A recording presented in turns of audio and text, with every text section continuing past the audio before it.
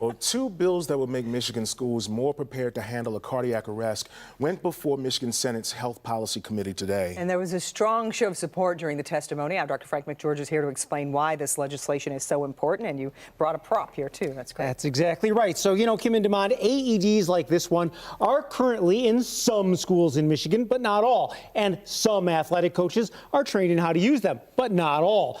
These bills would ensure that all K through 12 schools are ready to respond to a cardiac arrest. When we think about school safety, our minds go to shooters, trauma. But if we're really about school safety, we would do this as well. Sudden cardiac arrest is the leading cause of death in young athletes, but AEDs can make all the difference. We lost a student at my high school, a tennis player, who collapsed. There was no AED present. I mean, obviously this was years ago.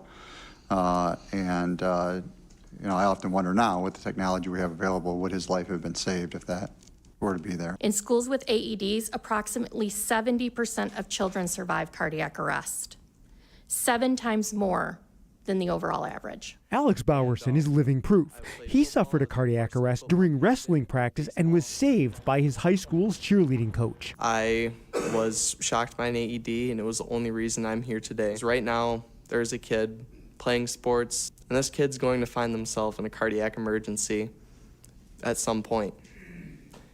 And it is up to this bill or not whether that kid's going to have the opportunity I did, where they're going to have access to an AED, where there's going to be someone who knows how to use it, and if their life is going to be saved. Passing these bills also a goal of the NFL, citing the rescue of DeMar Hamlin. If adopted, these core elements will save the lives of student athletes and others who may one day experience sudden cardiac arrest far from an NFL stadium or the glare of television cameras. Now, the bills originally only included public schools, but they were amended to actually include private schools as well. Now, the Health Policy Committee voted to report the bills favorably to the full Senate for a vote, and that could happen sometime next week, and we will keep you posted on the progress of those bills.